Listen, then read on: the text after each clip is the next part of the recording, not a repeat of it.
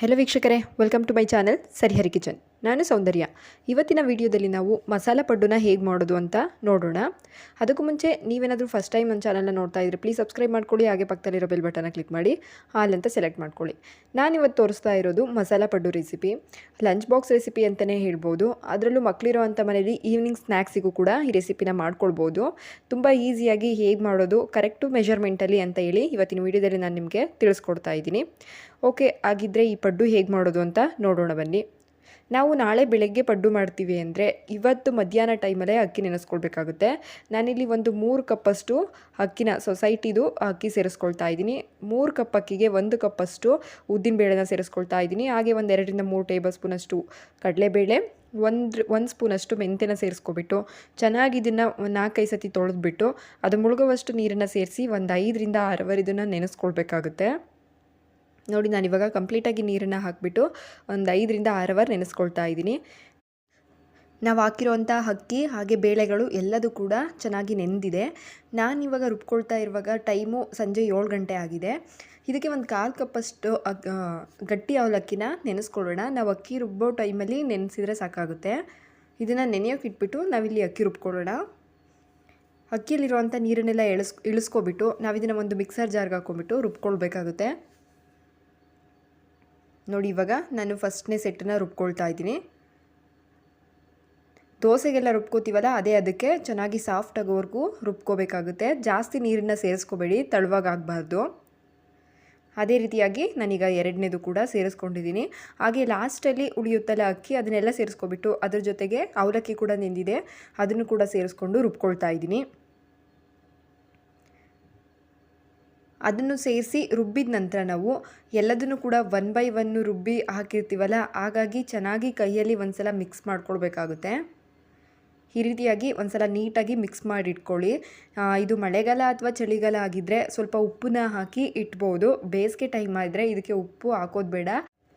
ಇದೇ ಹಿಟ್ಟೆ ಚೆನ್ನಾಗಿ ಉಬ್ಬಿ ಬರುತ್ತೆ ಅಂತಲೇ ಹೇಳ್ಬೋದು. ಸ್ವಲ್ಪ ಗಟ್ಟಿ ಅನ್ನಿಸ್ತಿದೆ, ಹಾಗಾಗಿ ನಾನು ಸ್ವಲ್ಪ ನೀರನ್ನು ಸೇರಿಸ್ಕೊಳ್ತಾ ಇದ್ದೀನಿ. ದೋಸೆ ಮಾಡ್ತೀವಲ್ಲ ಆ ಬ್ಯಾಟರ್ಗಿಂತ ಸ್ವಲ್ಪ ಗಟ್ಟಿ ಇರಬೇಕಷ್ಟೇ. ತುಂಬ ತೆಳುವಾಗೂ ಬೇಡ, ತುಂಬ ಗಟ್ಟಿಯಾಗೂ ಬೇಡ. ತುಂಬ ಗಟ್ಟಿಯಾಗಿ ಮಾಡಿಬಿಟ್ರೆ ಫರ್ಮಿಟ್ ಚೆನ್ನಾಗಿ ಆಗೋದಿಲ್ಲ. ಅದಕ್ಕೋಸ್ಕರ ತುಂಬ ತೆಳುವಾಗೂ ಮಾಡ್ಕೋಬಾರ್ದು, ಗಟ್ಟಿಗೂ ಮಾಡ್ಕೋಬಾರ್ದು. ದೋಸೆ ಹಿಟ್ಟಿನ ಅದಕ್ಕಿಂತ ಸ್ವಲ್ಪ ಗಟ್ಟಿ ಇದ್ದರೆ ಸಾಕು. ನೋಡಿ, ಈ ರೀತಿಯಾಗಿ ಮಿಕ್ಸ್ ಮಾಡಿಬಿಟ್ಟು ನಾವು ಇದನ್ನು ಓವರ್ ನೈಟ್ ಬಿಡೋಣ. ನೋಡಿ, ಇವಾಗ ನಾನು ನಿಮಗೆ ಮಾರನೇ ಬೆಳಗ್ಗೆ ತೋರಿಸ್ತೀನಿ ಎಷ್ಟು ಚೆನ್ನಾಗಿ ಒದಗಿ ಬಂದಿದೆ ಹಿಟ್ಟು ಅಂತ. ಅಂದರೆ ನೋಡಿ, ನಾನು ಅರ್ಧದಷ್ಟು ಹಿಟ್ಟನ್ನು ಮಾಡ್ಕೊಂಡಿದ್ದೆ, ಆದರೆ ಇದು ಪೂರ್ತಿಯಾಗಿದೆ ಅಂತಲೇ ಹೇಳ್ಬೋದು. ಚೆನ್ನಾಗಿ ಉಬ್ಬಿ ಬಂದಿದೆ. ನಾನೀಗ ತೋರಿಸ್ತಾ ಇರೋದು ಬೇಸಿಗೆ ಟೈಮಲ್ಲಿ ಆಗಿರೋದ್ರಿಂದ ಉಪ್ಪು ಹಾಕಿಲ್ಲ ನಾನು ನೈಟ್ ಹಾಕುವಾಗ. ಆದರೂ ಕೂಡ ಹಿಟ್ಟು ಅನ್ನೋದು ತುಂಬ ಚೆನ್ನಾಗಿ ಉಬ್ಬಿ ಬಂದಿದೆ ಅಂತಲೇ ಹೇಳ್ಬೋದು. ನೋಡ್ತಾ ಇದ್ರಲ್ಲ ನೀವೇ, ನಾನು ಮಾಡಿದ್ದು ಅರ್ಧ ಆಗಿತ್ತು, ಆದರೆ ಇವಾಗ ಕಂಪ್ಲೀಟಾಗಿ ಫುಲ್ ಆಗಿದೆ ಅಂತಲೇ ಹೇಳ್ಬೋದು. ಇದನ್ನು ಈ ರೀತಿಯಾಗಿ ಒಂದು ಸಲ ನೀಟಾಗಿ ಮಿಕ್ಸ್ ಮಾಡ್ಕೊಳ್ಳಿ. ಎಲ್ಲನೂ ಕೂಡ ಮಿಕ್ಸ್ ಮಾಡ್ಕೊಳ್ಳಿ. ನಾನು ನಂತರ ಇದರಲ್ಲಿ ಪಡ್ಡು ಮಾಡೋದಕ್ಕೆ ಸ್ವಲ್ಪ ಮಾತ್ರ ತೆಕ್ಕೊಳ್ತಾ ಇದ್ದೀನಿ. ನಾನು ಪೂರ್ತಿಯಾಗಿ ಪಡ್ಡುನ ಮಾಡೋದಿಲ್ಲ, ಅದಕ್ಕೆ ಸ್ವಲ್ಪನ ಎತ್ತಿಟ್ಕೊಳ್ತಾ ಇದ್ದೀನಿ. ನನಗೆ ಪಡ್ಡು ಮಾಡೋಕ್ಕೆ ಎಷ್ಟು ಬೇಕು ಅಷ್ಟನ್ನು ಮಾತ್ರ ಇನ್ನೊಂದು ಪಾತ್ರೆಗೆ ಸೇರಿಸ್ಕೊಳ್ತಾ ಇದ್ದೀನಿ. ಸೇರಿಸ್ಕೊಬಿಟ್ಟು ನಾವು ಇವಾಗ ಇದಕ್ಕೆ ಉಪ್ಪನ್ನು ಸೋಡಾನು ಸೇರಿಸ್ಕೊಳ್ಬೇಕಾಗುತ್ತೆ. ಸ್ವಲ್ಪ ಅಡುಗೆ ಸೋಡಾ ಹಾಗೆ ಸ್ವಲ್ಪ ಉಪ್ಪನ್ನು ಸೇರಿಸ್ಕೊಂಡು ಮಿಕ್ಸ್ ಮಾಡ್ಕೊಳ್ಳೋಣ. ಹಾಗೆ ಪ್ಲೇನ್ ಪಡ್ಡು ಮಾಡ್ಕೋತೀವಿ ಅಂದರೆ ಇಷ್ಟೇ ಸಾಕಾಗುತ್ತೆ. ನೀವೇನಾದರೂ ಮಸಾಲೆ ಪಡ್ಡು ಮಾಡ್ಕೊಳ್ತೀವಿ ಅಂತ ಅಂದರೆ ಒಂದು ಒಗ್ಗರಣೆ ಕೊಟ್ಕೊಳ್ಳೋಣ. ಒಂದು ಪ್ಯಾನ್ಗೆ ಒಂದು 2ರಿಂದ 3 ಟೇಬಲ್ ಸ್ಪೂನ್ ಎಣ್ಣೆ ಸೇರಿಸ್ಕೊಬಿಟ್ಟು ಇದಕ್ಕೆ ನಾನಿಲ್ಲಿ 2 ಮೀಡಿಯಮ್ ಸೈಜ್ ಈರುಳ್ಳಿನ ಇಷ್ಟು ಸಣ್ಣದಾಗಿ ಕಟ್ ಮಾಡಿ ಇಟ್ಕೊಂಡಿದ್ದೀನಿ. ಹಾಗೆ ಸ್ವಲ್ಪ ಕೊತ್ತಂಬರಿ ಸೊಪ್ಪು, ಒಂದು ಸ್ವಲ್ಪ ಕರಿಬೇವಿನ ಸೊಪ್ಪು, ಹಾಗೆ ಒಂದು 6ರಿಂದ 7 ಹಸಿಮೆಣ್ಸಿಕಾಯಿನ ಸಣ್ಣದಾಗಿ ಕಟ್ ಮಾಡಿ ಇಟ್ಕೊಂಡಿದ್ದೀನಿ. ಈ ರೀತಿಯಾಗಿ ಹಸಿಮೆಣ್ಸಿಕಾಯಿನೆಲ್ಲ ಒಗ್ಗರಣೆ ಮಾಡೋದ್ರಿಂದ ಮಕ್ಕಳಿಗೆಲ್ಲ ಕೊಟ್ಟರೆ ಪಡ್ಡು ತಿನ್ನುವಾಗ ಅವ್ರಿಗೆ ಖಾರ ಅನಿಸೋದಿಲ್ಲ. ಅದಕ್ಕೋಸ್ಕರ ನೆಕ್ಸ್ಟ್ ಇಲ್ಲಿ ಕರಿಬೇವಿನ ಸೊಪ್ಪು ಹಾಗೆ ಈರುಳ್ಳಿನ ಸೇರಿಸ್ಕೊಳ್ತಾ ಇದ್ದೀನಿ. ಸೇರಿಸ್ಕೊಬಿಟ್ಟು ಈರುಳ್ಳಿ ಎಲ್ಲ ಸ್ವಲ್ಪ ಕಲರ್ ಚೇಂಜ್ ಆಗೋವರೆಗೂ ಕೂಡ ಫ್ರೈ ಮಾಡ್ಕೊಳ್ಬೇಕಾಗುತ್ತೆ. ಹಸಿ ಆಗಿಬಿಟ್ರೆ ಈರುಳ್ಳಿ ಸ್ವಲ್ಪ ಸ್ವೀಟ್ ಅನ್ನಿಸ್ಬಿಡುತ್ತೆ ಪಡ್ಡು. ಅದಕ್ಕೋಸ್ಕರ ಸ್ವಲ್ಪ ಚೆನ್ನಾಗಿ ಫ್ರೈ ಮಾಡ್ಕೊಳ್ಳೋಣ. ನೋಡ್ತಾ ಇದ್ರಲ್ಲ, ಈ ರೀತಿಯಾಗಿ ಸ್ವಲ್ಪ ಕಲರ್ ಚೇಂಜ್ ಆದ ನಂತರ ನಾವು ಇದನ್ನು ಒಂದು ಪ್ಲೇಟಿಗೆ ಎತ್ತಿಟ್ಕೊಳ್ಳೋಣ. ಹಾಗೆ ಇದನ್ನು ಬಿಸಿಯಲ್ಲಿದ್ದಾಗಲೇ ಸೇರಿಸ್ಕೊಳ್ಬಾರ್ದು ನಾವು, ಇದು ಕಂಪ್ಲೀಟಾಗಿ ತಣ್ಣಕ್ಕಾಗಬೇಕು. ಅದಾದ ನಂತರ ನಾವು ಇದನ್ನು ಪಡ್ಡು ಹಿಟ್ಟೊಳಗೆ ಸೇರಿಸ್ಕೊಳ್ಳೋಣ. ನೋಡಿ, ಇವಾಗ ತಣ್ಣಕ್ಕಾಗಿರೋವಂಥದ್ದನ್ನು ಹಿಟ್ಟೊಳಗೆ ಸೇರಿಸ್ಕೊಳ್ತಾ ಇದ್ದೀನಿ. ಹಾಗೆ ಇದ್ರ ಜೊತೆ ಸ್ವಲ್ಪ ಕೊತ್ತಂಬರಿ ಸೊಪ್ಪನ್ನು ಮಿಕ್ಸ್ ಮಾಡ್ಕೊಳ್ಳೋಣ. ಮಿಕ್ಸ್ ಮಾಡಿ ಒಂದು ಸಲ ನೀಟಾಗಿ ಈ ರೀತಿಯಾಗಿ ಮಿಕ್ಸ್ ಮಾಡ್ಕೊಳ್ಳಿ. ಇದಾಗೋ ಹೊತ್ತಿಗೆ ನಾವು ಪಡ್ಡುಗೆ ಸೈಡ್ ಡಿಶ್ ಆಗಿ ನಾವು ಶೇಂಗಾ ಚಟ್ನಿ ತುಂಬ ಚೆನ್ನಾಗಿರುತ್ತೆ. ಆ ಶೇಂಗಾ ಚಟ್ನಿ ಹೇಗೆ ಮಾಡೋದು ಅಂತಲೂ ಕೂಡ ನಾನು ಇವತ್ತಿನ ವೀಡಿಯೋದಲ್ಲಿ ತೋರಿಸ್ಕೊಡ್ತೀನಿ. ನೋಡಿ, ಶೇಂಗಾ ಚಟ್ನಿ ಮಾಡೋದಕ್ಕೋಸ್ಕರ ನಾನಿಲ್ಲಿ 1 ಕಪ್ಪಷ್ಟು ಶೇಂಗಾನ ಹುರ್ಕೊಳ್ತಾ ಇದ್ದೀನಿ. ಲೋ ಫ್ಲೇಮಲ್ಲಿ ಇಟ್ಕೊಬಿಟ್ಟು ಹೈ ಫ್ಲೇಮಲ್ಲಿ ಇಟ್ಕೊಂಡು ಇದನ್ನು ಚೆನ್ನಾಗಿ ಈ ರೀತಿಯಾಗಿ ಹುರ್ಕೊಳ್ಳೋಣ. ತುಂಬ ಹೈ ಫ್ಲೇಮಲ್ಲಿ ಇಟ್ಕೋಬೇಡಿ, ಸೀದೋದಂಗೆ ಅನ್ನಿಸ್ಬಿಡುತ್ತೆ. ನೋಡ್ತಾ ಇದ್ದೀರಲ್ಲ, ಇವಾಗ ಹುರಿದಿದ್ದಾಗಿದೆ. ನಾನು ಇದನ್ನು ಒಂದು ಸಪ್ರೇಟ್ ಪ್ಲೇಟಿಗೆ ಎತ್ತಿಟ್ಕೊಳ್ತಾ ಇದ್ದೀನಿ. ಹಾಗೆ ಮತ್ತು ಅದೇ ಪ್ಯಾನಿಗೆ ಒಂದು 2ರಿಂದ 3 ಟೇಬಲ್ ಸ್ಪೂನ್ ಎಣ್ಣೆನ ಸೇರಿಸ್ಕೊಳ್ಳೋಣ.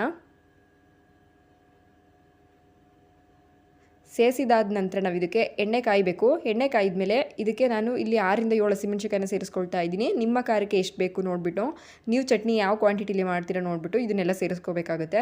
ಹಾಗೆ ಸ್ವಲ್ಪ ಕರಿಬೇವಿನ ಸೊಪ್ಪು, ಒಂದು 6ರಿಂದ 7 ಇಕ್ಲಷ್ಟು ಬೆಳ್ಳುಳ್ಳಿನ ಸೇರಿಸ್ಕೊಳ್ತಾ ಇದ್ದೀನಿ. ಸೇರಿಸ್ಕೊಬಿಟ್ಟು ಇದನ್ನು ಕೂಡ ಲೈಟಾಗಿ ಫ್ರೈ ಮಾಡ್ಕೊಳ್ಳೋಣ. ನೋಡಿ, ಈ ರೀತಿಯಾಗಿ ಹಸಿಮೆಣಸಿನಕಾಯಿನೆಲ್ಲ ಕಟ್ ಮಾಡಿ ಹಾಕ್ಕೊಳ್ಳಿ, ಇಲ್ಲಾಂದರೆ ಎಣ್ಣೆಗೆ ಹಾಕಿದಾಗ ಸಿಡಿದ್ಬಿಡುತ್ತೆ. ನೋಡಿ, ಇವಾಗ ಇದು ಫ್ರೈ ಆಗಿದೆ. ಇದನ್ನು ಕೂಡ ಸಪ್ರೇಟಾಗಿ ಎತ್ತಿಟ್ಕೊಳ್ಳೋಣ. ಇವಾಗ ಇದನ್ನು ರುಬ್ಕೋಬೇಕಾಗುತ್ತೆ. ನಾವು ಏನು ಶೇಂಗಾ ಬೀಜ ಹುರಿದಿರ್ತೀವಿ ಅದರಲ್ಲಿರುವಂಥ ಸಿಪ್ಪೆನೆಲ್ಲ ಬಿಡಿಸ್ಕೋಬೇಕು. ಅದನ್ನು ಸೇರಿಸ್ಕೊಳ್ಳೋಣ. ಅದಕ್ಕೆ ಸ್ವಲ್ಪ ಹುಣಸೆಹಣ್ಣು, ಹಾಗೆ ರುಚಿಗೆ ತಕ್ಕಷ್ಟು ಉಪ್ಪು, ಸ್ವಲ್ಪ ಕೊತ್ತಂಬರಿ ಸೊಪ್ಪು, ಆವಾಗಲೇ ಫ್ರೈ ಮಾಡಿ ಇಟ್ಕೊಂಡಿರ್ತೀವಲ್ಲ ಅದನ್ನು ಕೂಡ ಸೇರಿಸ್ಕೊಳ್ಳೋಣ. ಸೇರಿಸ್ಕೊಬಿಟ್ಟು ಇದಕ್ಕೆ ಎಷ್ಟು ನೀರು ಬೇಕು ರುಬ್ಬೋದಕ್ಕೆ ಅಷ್ಟನ್ನು ಸೇರಿಸ್ಕೊಂಡು ರುಬ್ಕೊಳ್ಳಿ. ಇದನ್ನು ತುಂಬ ಗ್ರೈಂಡ್ ಮಾಡೋದು ಬೇಡ, ಸ್ವಲ್ಪ ತರಿಯಾಗಿದ್ದರೆ ಶೇಂಗಾ ಚಟ್ನಿ ತುಂಬ ಚೆನ್ನಾಗಿರುತ್ತೆ. ಅದನ್ನು ಹಾಗೆ ಕೂಡ ತಿನ್ಬೋದು, ಇಲ್ಲಾಂದರೆ ಲೈಟಾಗಿ ಒಂದು ಒಗ್ಗರಣೆ ಕೂಡ ಕೊಟ್ಕೊಳ್ಬೋದು. ಒಗ್ಗರಣೆಗೆ ಇಲ್ಲಿ ನಾನು ಸ್ವಲ್ಪ ಎಣ್ಣೆ, ಹಾಗೆ ಸಾಸಿವೆ, ಉದ್ದಿನಬೇಳೆ, 1-2 ಒಣಗಿರೋ ಮೆಣಸಿನ್ಕಾಯಿ, ಹಾಗೆ ಕರಿಬೇವಿನ ಸೊಪ್ಪನ್ನ ಹಾಕ್ಕೊಳ್ತಾ ಇದ್ದೀನಿ. ಉದ್ದಿನಬೇಳೆನ ಸೀಸ್ಕೊಳ್ಬೇಡಿ, ಈ ರೀತಿಯಾಗಿ ಲೈಟಾಗಿ ಫ್ರೈ ಆದರೆ ಸಾಕು. ನೋಡಿ, ಇವಾಗ ಚಟ್ನಿನೂ ಕೂಡ ರೆಡಿಯಾಗಿದೆ. ನೆಕ್ಸ್ಟ್ ಇಲ್ಲಿ ನಾವು ಪಡ್ಡು ಮಾಡಿಬಿಡೋಣ. ಪಡ್ಡು ಮಾಡೋದಕ್ಕೋಸ್ಕರ ನಾನಿಲ್ಲಿ ಪಡ್ಡು ಮಾಡ್ತೀವಲ್ಲ ಆ ಕಾವಲಿಗೆ ಎಣ್ಣೆನ ಹಾಕ್ಕೊಳ್ತಾ ಇದ್ದೀನಿ. ಫಸ್ಟ್ನೇ ಸೆಟ್ಟನ್ನು ಮಾಡುವಾಗ ಜಾಸ್ತಿ ಎಣ್ಣೆನ ಹಚ್ಕೊಳ್ಳಿ, ಇಲ್ಲಾಂದರೆ ಪಡ್ಡು ಎದಳೋದಿಲ್ಲ. ನೋಡ್ತಾ ಇದ್ದೀರಲ್ಲ, ಈ ರೀತಿಯಾಗಿ ಜಾಸ್ತಿನ ಹಚ್ಕೊಳ್ಳಿ. 2ನೇದು 3ನೇದು ಮಾಡುವಾಗ ಸ್ವಲ್ಪ ಕಮ್ಮಿ ಆಗಿದ್ರೂ ಆಗುತ್ತೆ. ಫಸ್ಟ್ನೇ ಸಲ ಮಾಡುವಾಗ ಜಾಸ್ತಿ ಹಾಕ್ಕೊಳ್ಬೇಕಾಗುತ್ತೆ, ಇಲ್ಲಾಂದರೆ ಎದೊಳೋದಕ್ಕೆ ಚೆನ್ನಾಗೋದಿಲ್ಲ. ಅದಕ್ಕೋಸ್ಕರ ನೋಡ್ತಾ ಇದ್ದೀರಲ್ಲ, ಈ ರೀತಿಯಾಗಿ ಫುಲ್ ಫಿಲ್ ಮಾಡಿಬಿಡಿ. ಒಂದು 3/4 ಒಸಿ ಫಿಲ್ ಮಾಡಿ ಸಾಕು, ಅದು ಉಬ್ಬಿ ಬರುತ್ತೆ. ಎಲ್ಲನೂ ಹಾಕಿದ ನಂತರ ಇದನ್ನು ಒಂದು ಲೈಟ್ ಕ್ಲೋಸ್ ಮಾಡಿ 2 ಮಿನಿಟ್ಸ್ ಹಾಗೆ ಕುಕ್ ಮಾಡ್ಕೊಳ್ಬೇಕಾಗುತ್ತೆ. ನೋಡಿ, ಇವಾಗ 2 ಮಿನಿಟ್ಸ್ ಆದಮೇಲೆ ಇದನ್ನು ತಿರ್ಗಾಕಿಸ್ಕೋಬೇಕು. ನಂದಿಲ್ಲಿ ತುಂಬ ಸ್ವಲ್ಪ ಜಾಸ್ತಿ ಬೆಂದ್ಬಿಟ್ಟಿದೆ. ನೀವು ಇದಕ್ಕಿಂತ ಕಮ್ಮಿ ಇದ್ದಾಗಲೇ ಮಗ್ಚಾಕೊಳ್ಳಿ.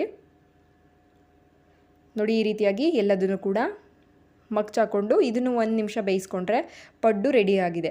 ಎಷ್ಟು ಈಸಿಯಾಗಿ ಪಡ್ಡುನ ಮಾಡ್ಕೋಬೋದು ಅಂತ, ತುಂಬ ಟೇಸ್ಟಿಯಾಗಿ ಕೂಡ ಇರುತ್ತೆ. ಮಕ್ಕಳಿಗೆಲ್ಲ ಈವ್ನಿಂಗ್ ಸ್ನ್ಯಾಕ್ಸ್ ಆಗಿ ಕೊಡ್ಬೋದು. ಮಕ್ಕಳು ಸ್ಕೂಲ್ಗಳಿಗೆ ಹೋಗೋ ಮಕ್ಕಳಿಗಾದರೆ ಲಂಚ್ ಬಾಕ್ಸ್ ರೆಸಿಪಿ ಆಗಿರುತ್ತೆ ಅಂತಲೇ ಹೇಳ್ಬೋದು. ಈ ಥರ ರೆಸಿಪಿಗಳು ನನ್ನ ಚಾನಲಲ್ಲಿ ನಾನು ಆದಷ್ಟು ಅಪ್ಲೋಡ್ ಮಾಡ್ತಾ ಇರ್ತೀನಿ. ಅವೆಲ್ಲ ನೀವು ನೋಡಬೇಕು ಅಂದರೆ ಫಸ್ಟ್ ನನ್ನ ಚಾನಲ್ಗೆ ಸಬ್ಸ್ಕ್ರೈಬ್ ಆಗಿ.